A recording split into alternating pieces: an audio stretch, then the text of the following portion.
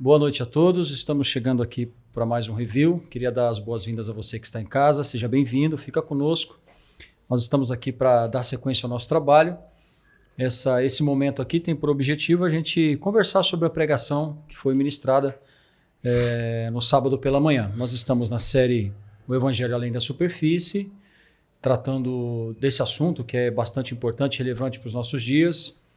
E nós já tivemos aqui pelo menos duas, né? E hoje a terceira, a última mensagem desta série, pregada pelo pastor Éricles, que trouxe o tema o Evangelho para a vida, o Evangelho na vida, melhor dizendo. E a gente está aqui hoje para conversar sobre isso com você. Então participe, interaja com a gente, deixe seu comentário, pode curtir, pode compartilhar. É muito importante ter você com a gente aqui, tá ok? E para esse momento, hoje aqui nós recebemos a pessoa do pastor José Mosconi, que vai abrilhantar aqui o nosso podcast hoje, comentar com a gente. Fique à vontade, irmão. Paz do Senhor a todos. Esperamos que o Espírito Santo de Deus fale com você e que, ainda que seja em forma de revisão, esse texto, essa mensagem trazida pelo pastor Erics possa fazer diferença na sua vida. Que Deus te abençoe. Abra o seu coração para Jesus Cristo, né? Para que Ele te alcance, se você ainda não foi alcançado. E se você foi alcançado, renove as suas forças na pessoa do Espírito Santo de Deus. Muito bem. O texto usado pelo pastor Éricles nesta manhã é o texto de Gálatas capítulo 2, versículo 20, que diz assim: Fui crucificado com Cristo, assim já não sou eu quem vive, mas Cristo vive em mim. E a vida que agora vivo no corpo, vivo-a pela fé no Filho de Deus que me amou e se entregou por mim.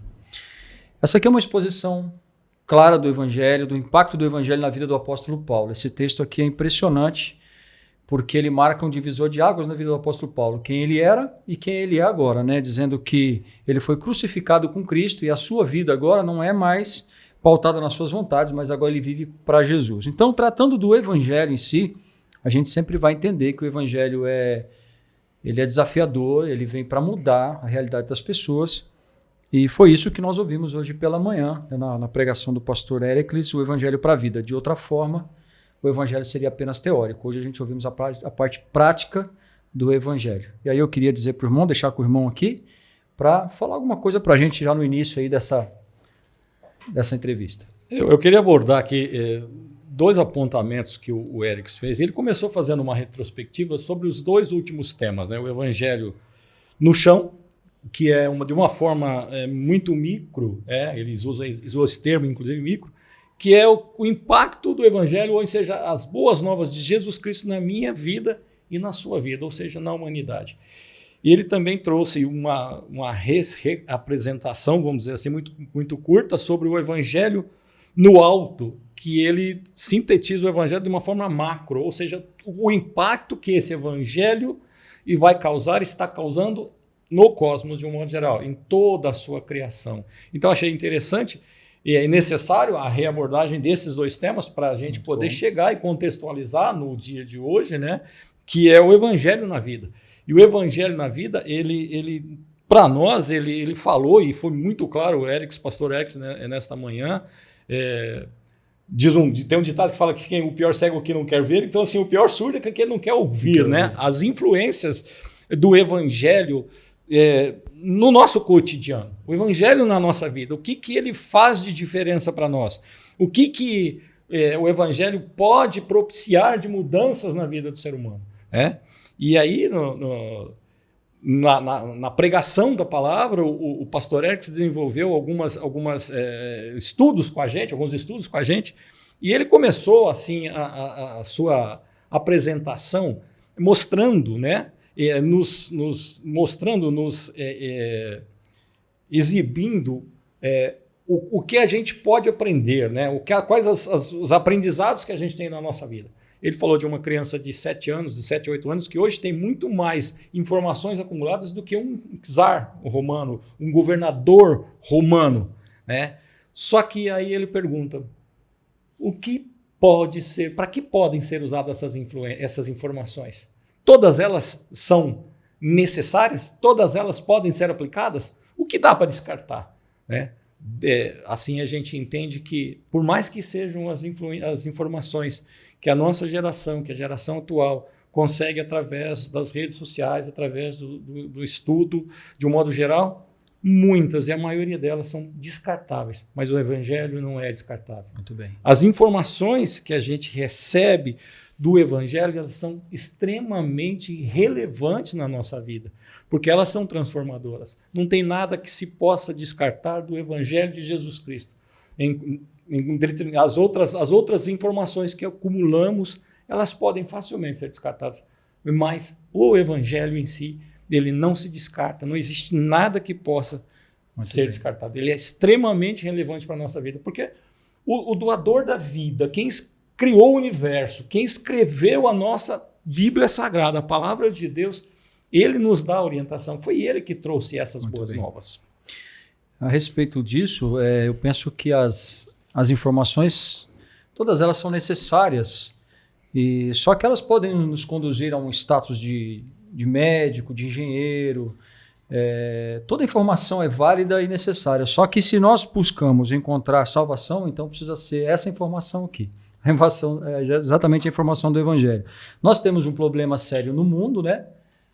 No cosmos, a gente aprendeu nas pregações que a gente sofre o impacto negativo do pecado, o impacto desastroso do pecado, e que Deus está reconstruindo isso através do Evangelho. Então, eu queria dizer para o irmão, perguntar para o irmão o seguinte: se o Evangelho digamos assim, é o agente transformador da sociedade, só através da prática do Evangelho a sociedade é transformada, a vida das pessoas são transformadas, como é que o irmão avalia hoje, principalmente no nosso país, por exemplo, né? Qual tem sido o impacto desse Evangelho? Porque eu já falo do Evangelho para a vida, o Evangelho na prática.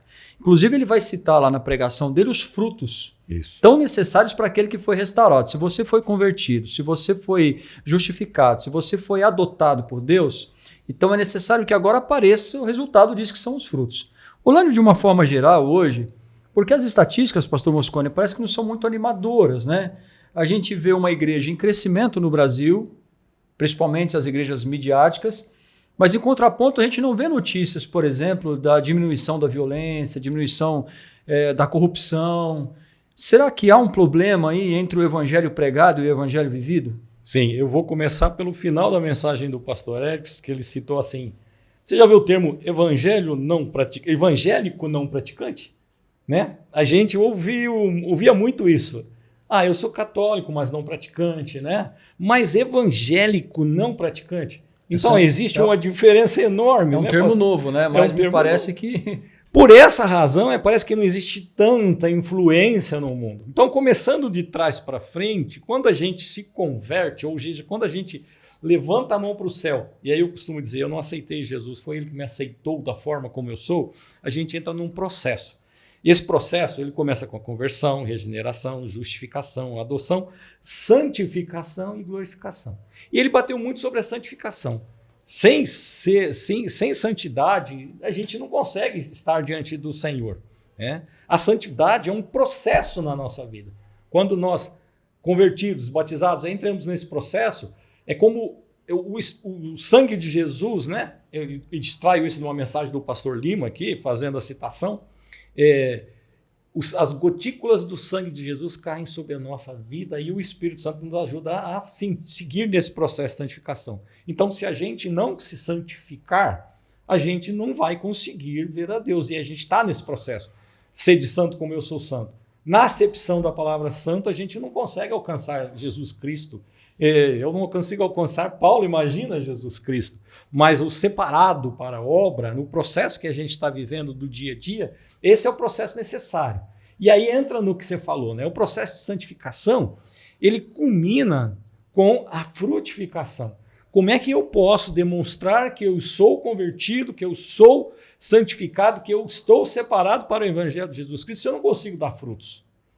E aí é o tal do crente não, o evangélico não praticante. É um falso crente.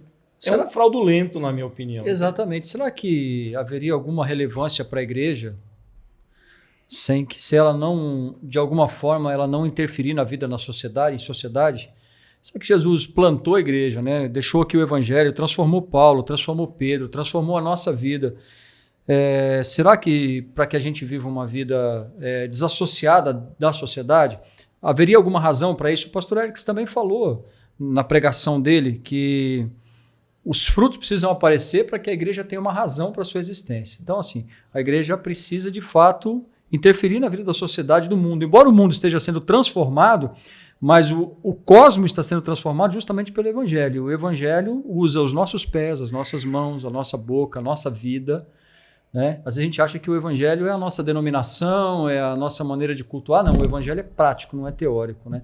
Então aí a gente ouviu o pastor Erickson falar sobre isso. Então me parece, pastor, que o primeiro impacto é nosso, né? O primeiro impacto do Evangelho é na minha vida, mas consequentemente o segundo impacto precisa ser na vida de alguém, né? Sim, o Evangelho de Mateus 28, nos versículos 19 e 20, fala sobre o ID. Ele disse assim, por todo mundo pregar o Evangelho a toda criatura.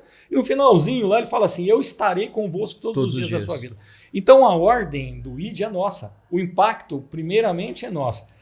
Jesus não falou assim, ide, convertei as pessoas. Ele disse o quê? Ide, pregai o Evangelho. Então a obra da conversão não é minha e nem sua, pastor, mas é do Espírito Santo. Então eu tenho, mas qual é a obrigação minha? É pregar. Então, à medida que eu vou pregando, o Espírito Santo vai agindo. E ele vai fazendo a seleção das pessoas que vão herdar o reino de Deus. Eu creio desta forma. Então, eu tenho que pregar. Eu não tenho que olhar se meu irmão é um drogado, se é uma prostituta, ou se ele já é um crente, mas eu tenho que pregar. Eu tenho que fazer a minha obrigação. E o impacto, primeiro, é em nós.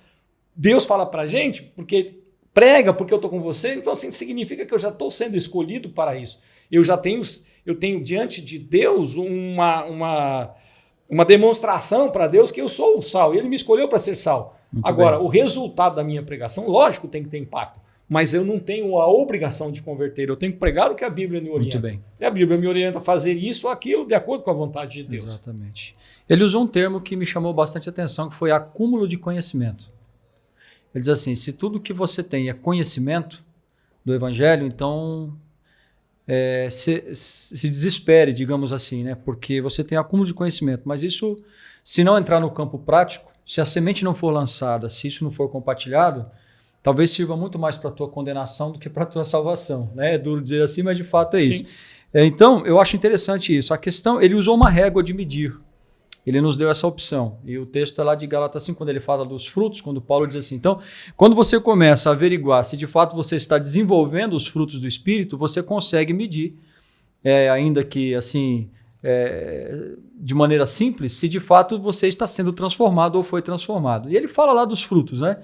Então, quando é que o Evangelho, de fato, está agindo em nós, está evidenciando que há uma transformação em nós? Quando os frutos são constatados. Aí ele fala lá do amor, da paciência, da alegria, né? Essas são amor, características... paciência, exatamente. Amabilidade, bondade, fidelidade, mansidão, domínio próprio. São características próprias de uma pessoa transformada, né? Se nós não obtivermos isso, se isso não for uma realidade para a gente, é possível que a gente consiga também transformar a sociedade à nossa volta? Ou ser um agente de transformação? Respondendo para ti, eu vou usar o termo que ele usou de testemunhas, e eu gosto muito de usar esse termo, e aí eu dou crédito novamente, quem me falou pela primeira vez foi o pastor Zé de Oliveira, texto de Atos 1:8, que diz, sereis minhas testemunhas. E aí pastor Zé de Oliveira me ensinou na época, que eu ainda estava fazendo curso de diaconato, ele disse para mim, esse termo testemunha tem conotação de mártir, e o Erickson deixou muito claro isso. Ele significa mártiros ou martírio. Então, se eu não for testemunha disso na minha vida, como é que eu posso fazer com que as pessoas vejam a diferença? E aí entra o fruto do Espírito. Você deve amar as pessoas, mas se eu não amar o meu semelhante, como é que eu devo pregar o amor de Cristo? Porque ele até resumiu os mandamentos. Ele falou do resumo de Jesus fez os mandamentos em 2. Amarás ao Senhor teu Deus de todo o coração e toda a tua alma e do teu entendimento. E amarás o teu próximo como a ti mesmo. Como é que eu posso mostrar o fruto do Espírito da minha vida se eu não tiver amor? Se eu não tiver paciência? Ele deu os exemplos que a gente pôde ouvir na pregação, né? Se você é fechado no trânsito, você não vai chamar ele de santinho ou Deus abençoado. Você vai xingar ele no mínimo de filho das trevas. Ele usou esse termo para a gente. Então, o fruto do Espírito são as características da transformação de um ser humano na minha vida. E lógico, a gente luta contra isso todo dia, porque a nossa carne, esta carne aqui, não vai ver Deus, não vai chegar aos céus. A gente recebeu uma herança de Adão, né? Que se a gente Terrível, pudesse né? tirar um fio de cabelo de Adão, comparar com o nosso mapa genético, a gente era filho, né? Como diz o ditado, né? Esculpido em Carrara, né? A cópia tal e qual Adão. Então, nossa herança de pecado está. Então, este corpo a gente não vai conseguir com esse corpo ver a Deus, até sermos transformados. E aí entra aquela questão. Então, você tem no dia a dia a oportunidade de mostrar a transformação do Espírito Santo de Deus na sua vida com esse fruto do Espírito, com essas características do fruto do Espírito.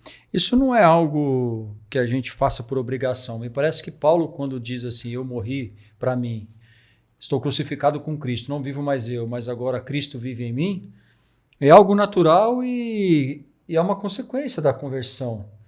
Ou seja, a pessoa transformada por Cristo, ela passa a viver diferente de maneira natural. Então, assim, eu não gosto muito desse termo, às vezes quando a gente usa assim, eu preciso fazer, eu tenho que fazer. Não, me parece que os mártires aqui, as testemunhas aqui faziam, não tinha uma outra opção, mas era algo poderoso e natural, como diz o texto, né? Não podemos deixar de falar aquilo que vimos e ouvimos. Ou seja, não há a possibilidade de um verdadeiro discípulo de Jesus negar a transmissão da mensagem. Mas isso não é obrigação, é um prazer, é algo que exala, é algo que tá visível. Sabe quando alguém... A Bíblia chama isso, me lembrei agora, de o bom cheiro de Cristo. Parece que a gente, assim, o cristão, ele é uma pessoa que exala um cheiro agradável no mundo que está apodrecendo pelo pecado. Então, alguém te identifica, de repente, olha para você e sem que você tenha dito nada, ele fala assim, tem algo diferente em você. Você fala diferente, você é diferente. O que está de diferente em você? Então, isso aqui é a essência. O resto é teoria. Então, eu acho que o que Paulo está dizendo aqui, eu vivo, Cristo vive em mim, é essa ideia das pessoas olhar para a gente e não ver o religioso, não ver a religião, não ver a denominação, mas ver algo diferente. E esse algo diferente é o cheiro de Cristo, é a presença de Cristo. Esse é o evangelho na vida, né? Ele disse no final da meditação que o principal objetivo do evangelho é restaurar o relacionamento entre Deus e o homem.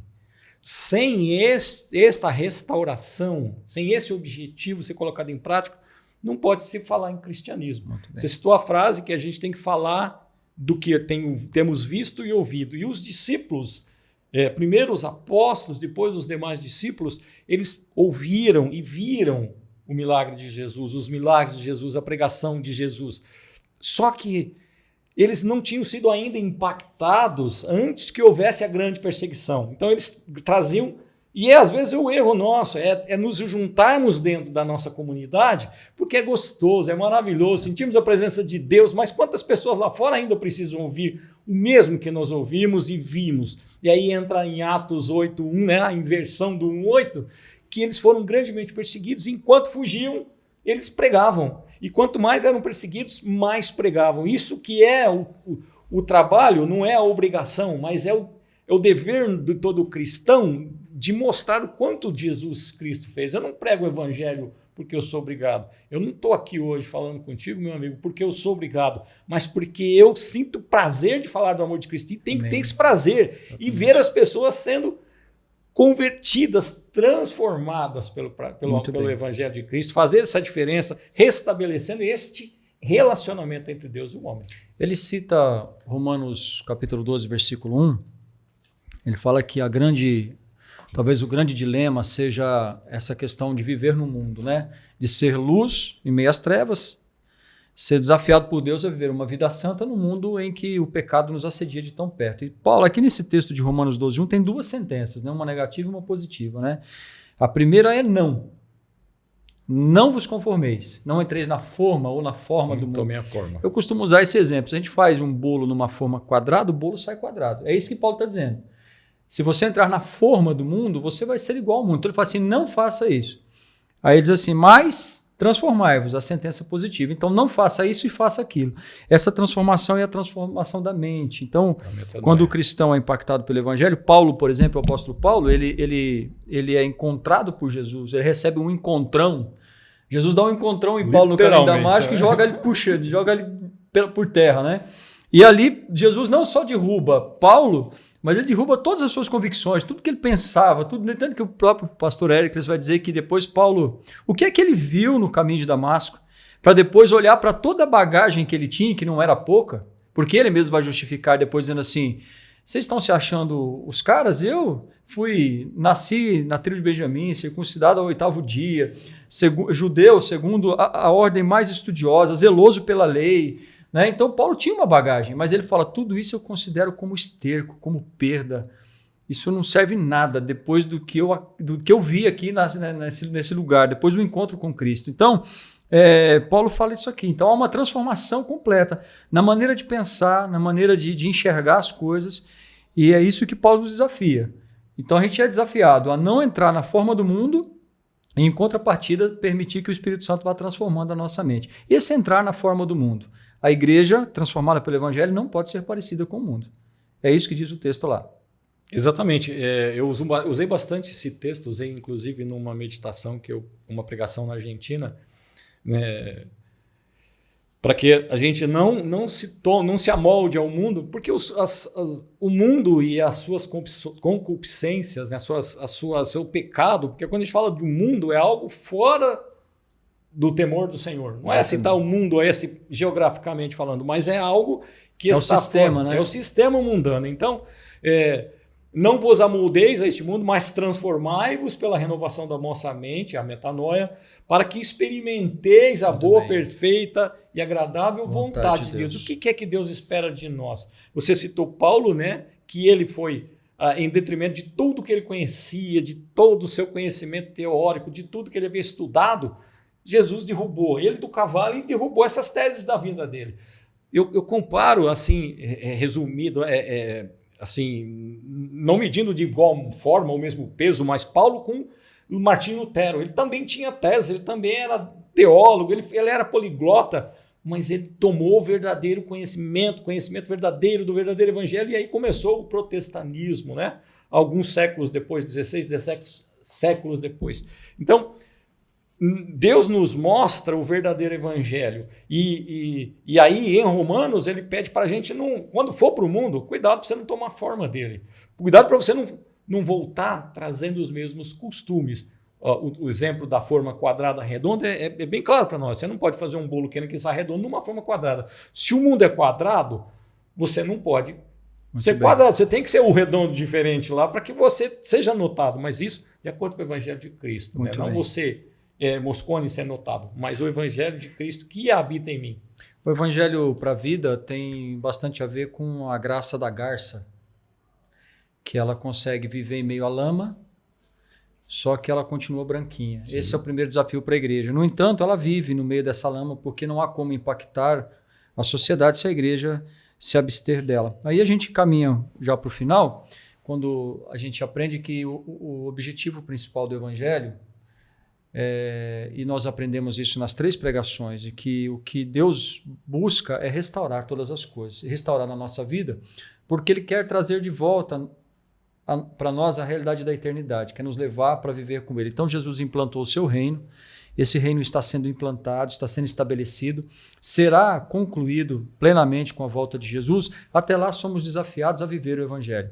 E esse evangelho, pastor Moscone, a gente não vive numa redoma de vidro. A igreja a gente entende lá, estudando a história da Bíblia, da igreja, a eclesiologia, por exemplo, a gente vai ver que a igreja fica num primeiro momento em Jerusalém.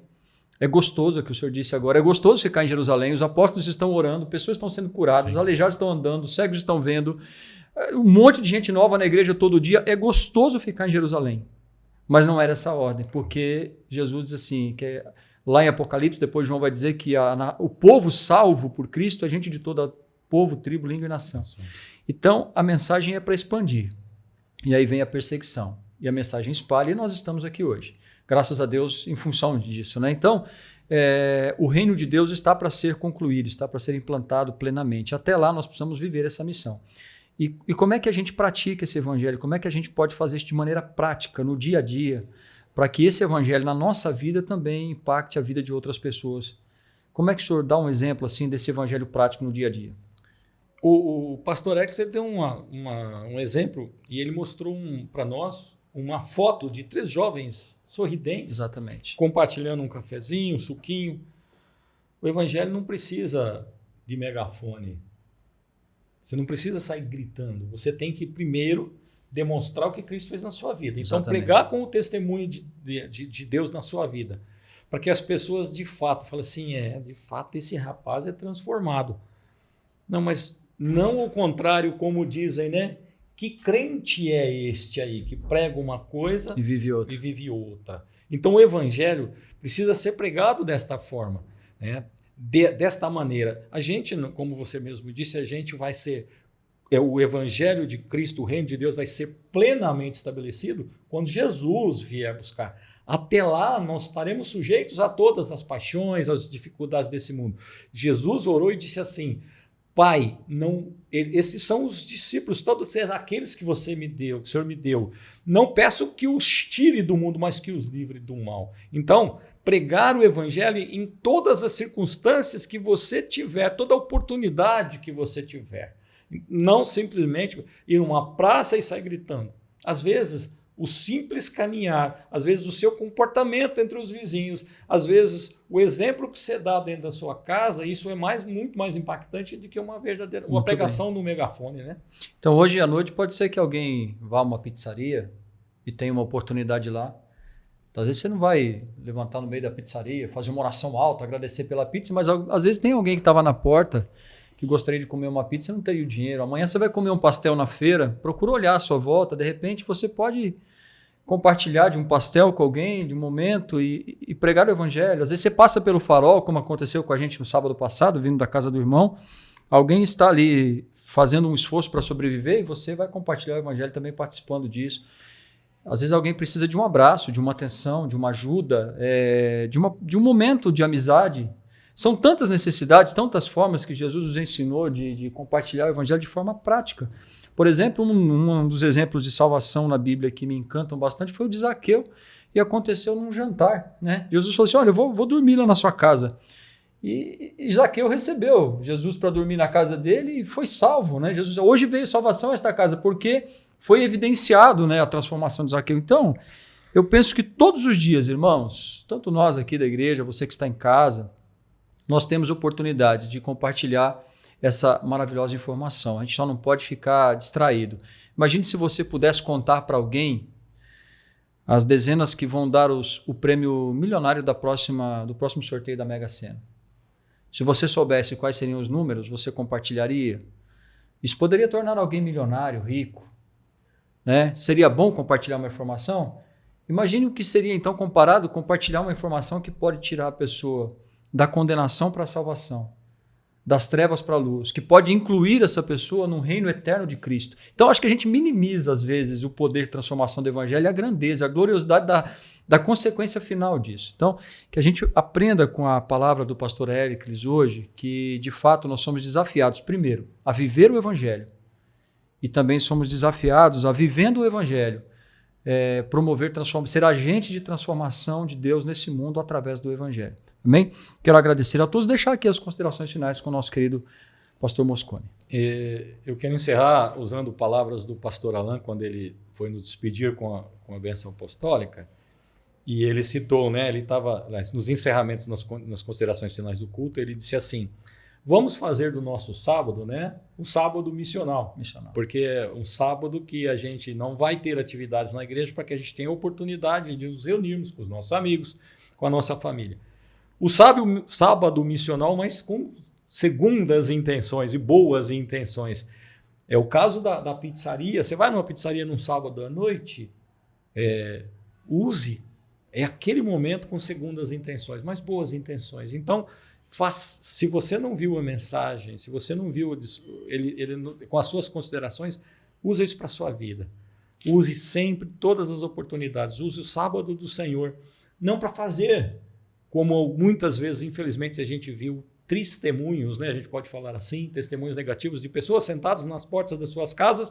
Eu estou descansando o sábado, eu estou guardando o sábado, mas falando da vida ali. Use o sábado do Senhor para pregar o evangelho que o pastor Erickson nos trouxe hoje com muita clareza. Esse menino que a gente viu crescer na obra e está aí mostrando o que é o verdadeiro evangelho do Senhor. Que Deus abençoe vocês. Que esses momentos tenham sido preciosos para vocês. Aproveita eles. Não desperdice momento algum na sua vida. Prega o evangelho. Amém. Você não tem obrigação de converter ninguém. A conversão é do Espírito. A obrigação não é nem obrigação. O Espírito Santo vai converter aqueles que realmente são separados e preparados para a obra. Mas pregue, não deixe de pregar.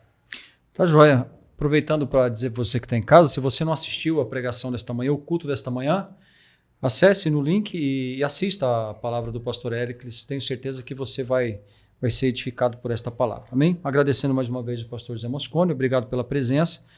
Aos irmãos que nos auxiliaram aqui, é o Gabs, tão conhecido Gabs. Tem mais aqui duas irmãzinhas, qual é o seu nome? Fernanda aí? Júlia.